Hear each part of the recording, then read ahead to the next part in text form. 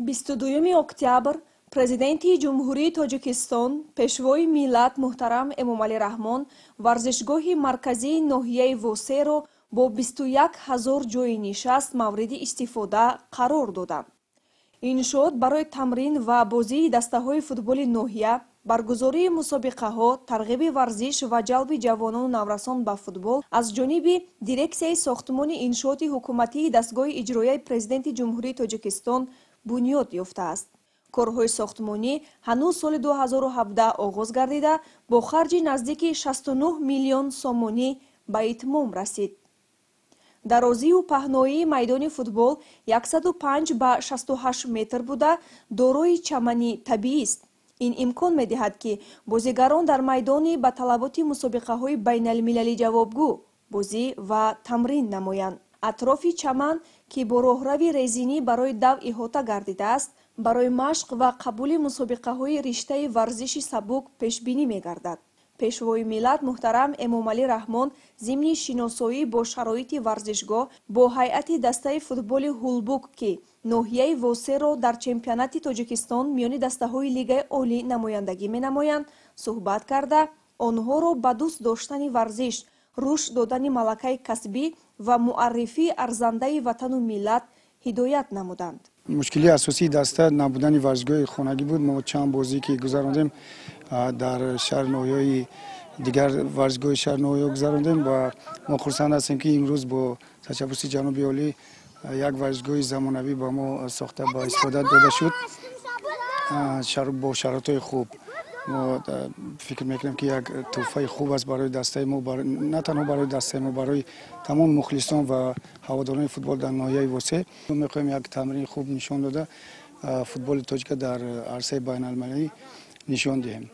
варзишгоҳ дорои 4 минбар барои мухлисон ва 21 000 ҷойи нишаст мебошад. бинои варзишгоҳ аз 3 ошёна, аз ҷумла аз ҳуҷраҳои корӣ, ивази либос, ҳаммому дигар ҳуҷраҳои ёрирасон иборат мебошад.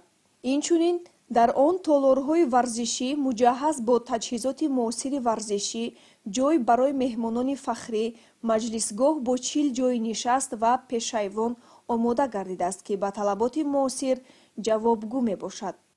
барои таъмини рӯшноӣ дар майдони футбол 4 манораи калони муосири равшандиҳанда насб гардидааст.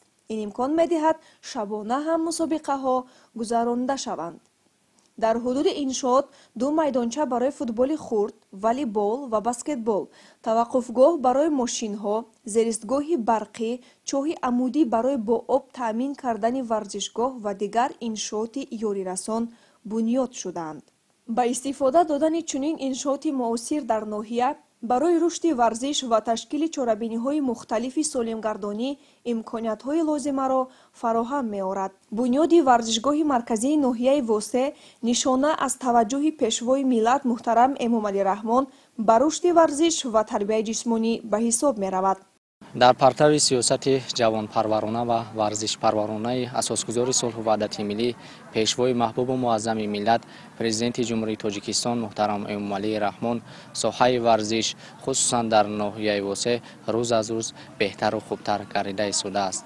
боиси хушнудӣ ва сарфарозии кулли ҷавонон варзишгарон ва мардуми ноҳияи Восе аст ки имрӯз бо қадами мубораки пешвои маҳбубу муаззами миллат варзишгоҳи марказӣ дар ноҳияи Восе бо 21 000 ҷойи нишаст бо тарҳи нави замонавӣ ва талабот ба бозиҳои ҷумҳуриявию байналмилалӣ мавриди баҳрабардорӣ қарор дода шуд.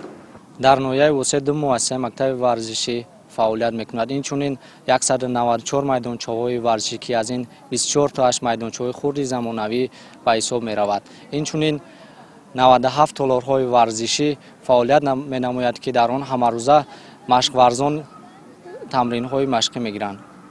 ҳоло дар доираи барномаи давлатии рушди футболи ҷумҳурии Тоҷикистон барои солҳои 2022-2026 дар вилояти Хатлон сохтмони 130 иншооти дигар идома дорад ки барои амалисозии ҳадафҳои ташаббуси ҷаҳонии Тоҷикистон доир ба тарғиби футбол замина мегузорад.